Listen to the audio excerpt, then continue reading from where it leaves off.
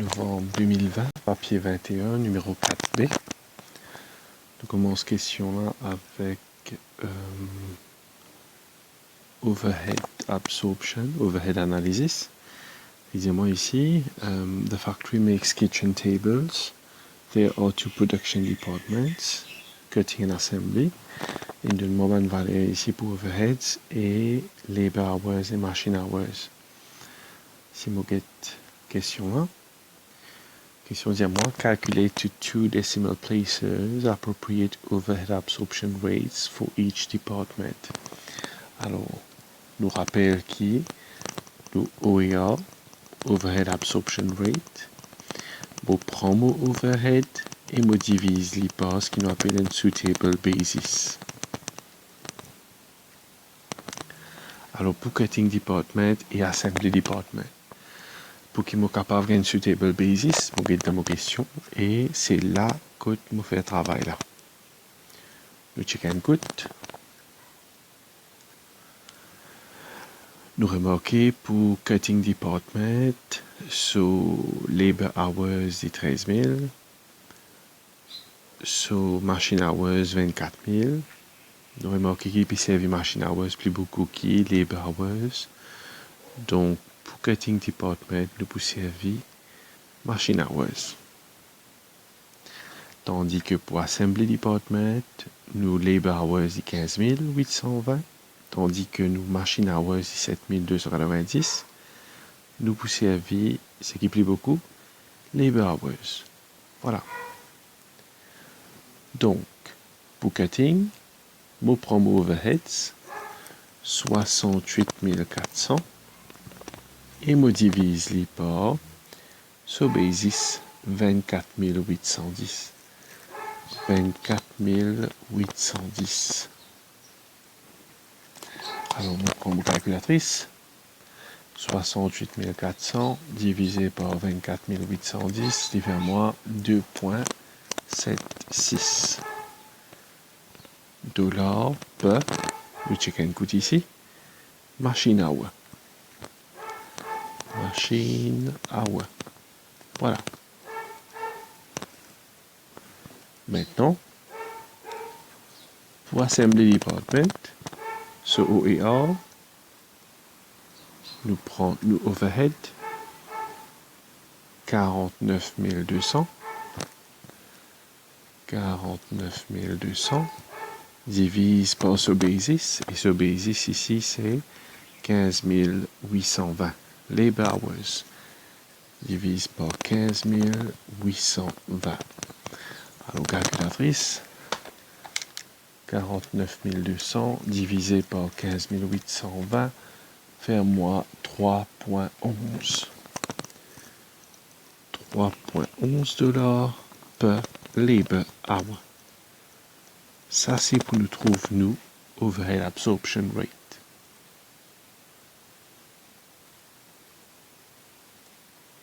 Quand nous finissons nous overhead absorption rate, nous avons un coup de prochaine partie. Alors, additional information, les donnements materials, labor hours, machine hours. Il dit à moi, all direct labor is paid at a rate of 10.50 per hour. The selling price of the table is calculated to achieve a gross margin of 40%. Right, question là, dit à moi, calculate the selling price of a kitchen table. Fine. Donc, pour qu'il soit capable de faire ça, je place d'abord un table. Comme ça. En premier, nous pouvons mettre direct materials.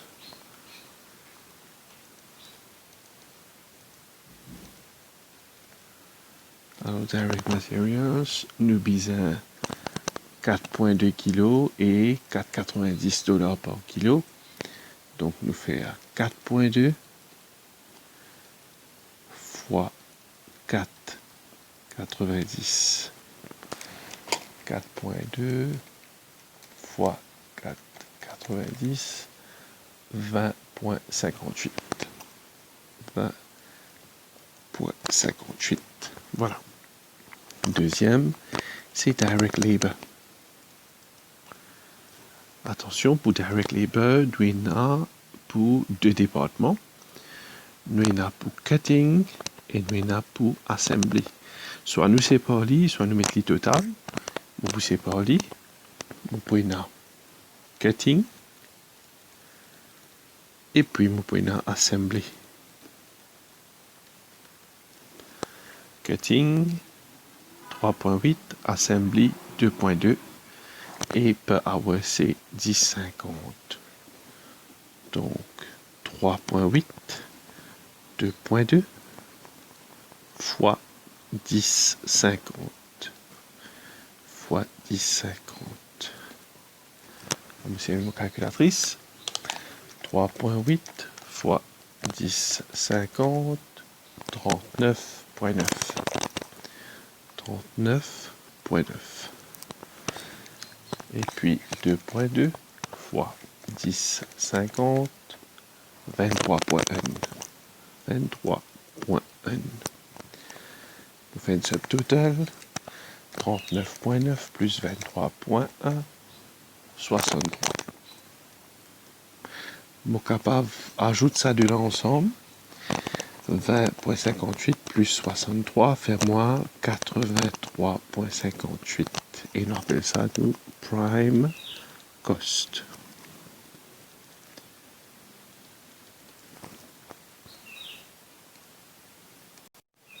Après ça, nous ajoutons nos overheads. Overheads. On a overheads pour cutting et pour assembly. Là, comment nous fait ce calcul-là? Nous checkons code. D'abord, nous OER.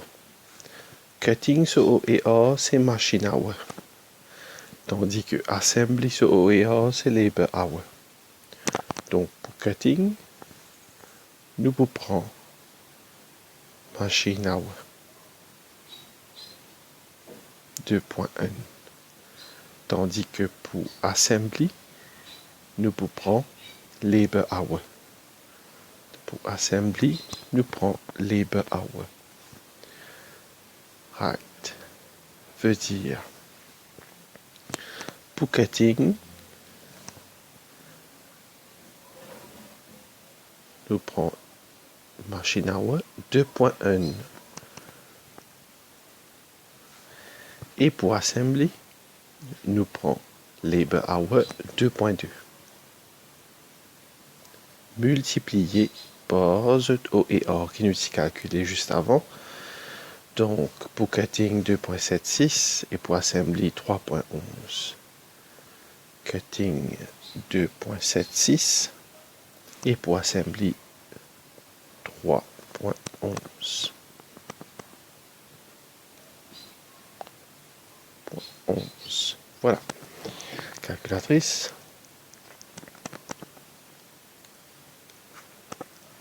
2.1 fois 2.76 il fait moins 5.796. 5.80 alors. 2.2 fois 3.11, ça lui fait moins 6.842, 6.84. On est qui n'a pas ajouté ça de l'ensemble.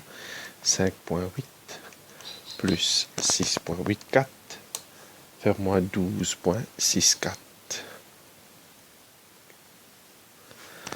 Et 83.58 plus 12.64, 96.22. Ça, c'est mon total cost. Rappelle bien qu'ils ont payé de selling price. Et là, mon gain total cost. Pour qu'ils soient capables de gagner selling price, j'ai besoin d'ajouter profit avec ça. Profit, aussi connu comme markup ici.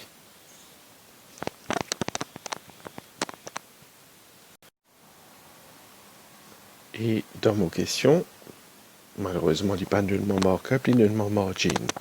Alors, comment nous travaillons avec ça? Nous connaissons qui margin, c'est profit, gross profit, divisé par sales. Et ça, c'est 40%, 40%. Moi, je peux envie gagner markup. Markup, c'est gross profit divisé par cost of sales. Si mon sales représente 100, mon profit représente 40, ben, mon cost of sales, mon cost price pour représenter 100 retirer 40 qui fait moins 60. Donc mon markup c'est 40 divisé par 60. On va remettre ça ici. Alors 40 divisé par 60 fois 96.22. Calculatrice, 40 divisé par 60 fois 96.22, il fait moi 64.15. 64.15. On est va rajouter ça ensemble. 96.22 plus 64.15, il fait moi 160.37. Et ça, c'est mon selling price. Voilà. Ok, prochain partie maintenant. Alors, at end of the factory, the company manufactures bookcases. The following information is available. Ok, là nous remarqué que the directors are considering the following options. Nous avons deux options. Donc logiquement dans sa question là, nous pouvons bien calculer pour option A avant, après calculer pour option B. Quand je gagne une question comme ça pour travail, première affaire que je fais, c'est mettre des colonnes ici. N pour option A et N pour option B. Vous pouvez éviter des couleurs différentes. Option A, bleu, et option B, rouge. Voilà. Nous commençons à lire. À chaque fois qu'il y a une information qui est importante, vous update dans sa colonne option A là. Right. Recently demand for has fallen due to increased competition and the target profit of 12,500 per month has not been met. The directors are considering the following options. Option A, reduce the selling price of each bookcase by $3 per unit. Alors, déjà, nous pouvons ça à 55, nous pouvons diminuer par 3. 55 retire 3, faire 52, selling price. Deuxième, introduce a sales commission of 5% of selling price. A sales commission, les courantes ici, 5% of selling price. Donc, vous faites 5% de 52, faire moi 2.6. Ici, je vais mettre 2.6 $. Et on appelle ça mon commission. Voilà. Prochain. It is expected that demand will be 3800 units. Alors, demand pourrait être 3800 units. Voilà. Bien sûr, nous pouvons attendre qui fixe cost per month pourrait être pareil, 54 000. Les banques non ni direct labor, nous gardons les 21 $. Matériaux aussi, les banques non ni, nous gardons les 10 $. Et voilà. Ça, c'est pour option A. Donc, c'est ça qui m'a poussé à faire pour option A. Par contre, pour option B, change the design to improve quality, resulting in an increase of 20% in the material cost per unit. Donc, matériaux pour coûte 20% plus cher. Donc, 120% de 10. Faire moins 12. Change couleur, bien sûr. Matériaux pour coûte 12. Labor hours per unit will increase by 10%. Right. Alors, direct labor per unit, c'est 21, il augmente par 10%. Donc, 21 fois 10%, 110%, c'est-à-dire 23.1. 23.1. Okay, the revised selling price of each bookcase will be 59. Maintenant, nous pouvons ça $59. Started advertising campaign at a cost of $24,000 per annum. Nous ne travaillons par mois, n'est-ce pas? Nous vous avons une question qui dit est-ce qu'il nous a calculé ça par annum ou par mois? Donc ça nous garde depending.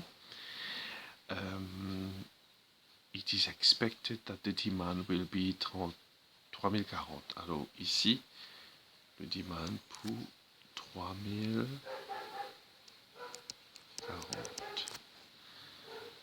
Ben, fixe cost qui nous tient là-bas, nous paye à Chumley pareil, 54 000. Quoique, nous pouvons ajouter là-dedans nous advertising. Mais nous advertising les 24 000 par an. Donc, nous sommes capables de mettre 24 000 divisé par 12 pour gagner par mois. Voilà. Donc, ça, c'est ce qui m'a servi comme plan pour mon travail profit pour option A et option B. Tout dépend de la question là qui peut demander. Tu as un coup qui est demandé? Alors, calculate the forecast profit per month for option A. Très bien. Nous pouvons besoin de per month et pour option A. Ok. Donc, c'est qui nous fait. Nous mettons comme ça. Donc, option A. De là. De là. Ici, on va mettre mon sales. Mon selling price per unit, c'est 52. Et mon demand est 3800. Donc, on va faire 52 fois 3800. 52 fois 3800. 197 600. La mollesse.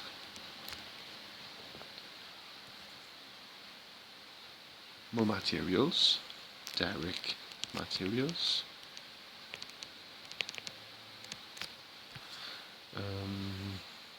10 $ per unit, donc 10 fois 3800, faire-moi 38 000. Mon direct labor, ça si mon peut pas changer, 21 fois 3800. Alors, calculatrice, 21 fois 3800 faire 79 800.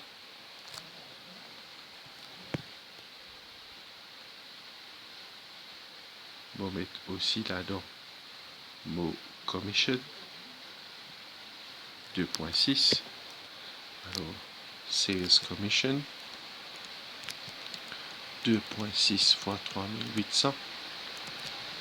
Alors, 2.6 fois 3800.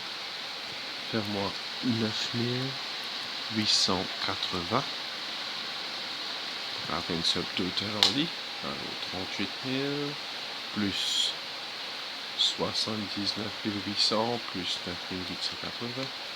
Faire-moi 127 680. 127 680. Je prends 197 600 retiré. Réponse 69 920. Et ça, c'est contribution. Parce que tout ce qui m'intéresse, c'est pas pour les cost. Et finalement, on me laisse fixed cost. Moi, il y a le fixed cost ici. Fixed cost per month. 54 000.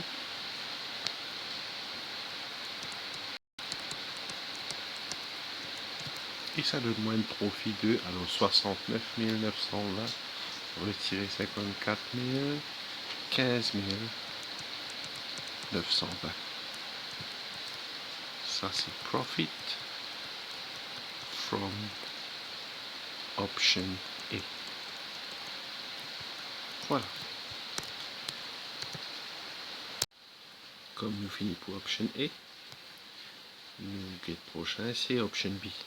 Et pour qui nous capable de faire pour option B, nous get colonne option B qui trouve par ici. Alors on change couleur, c'est en rouge. Nous servir même format. $, $. Et on commence avec sales.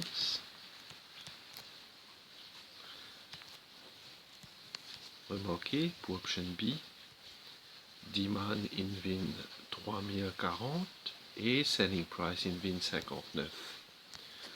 Donc 59 fois 3040. 59 fois 3040, 179 360. Et là, je laisse mon variable cost. Premier, nous avons materials, direct materials. Check and cut, direct materials qui est arrivé. Alors, direct materials, il vient $12. On est là pour faire $12 fois 3040.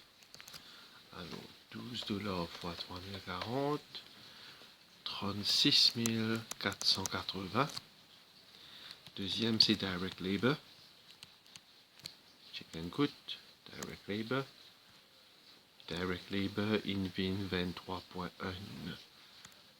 Alors, 23.1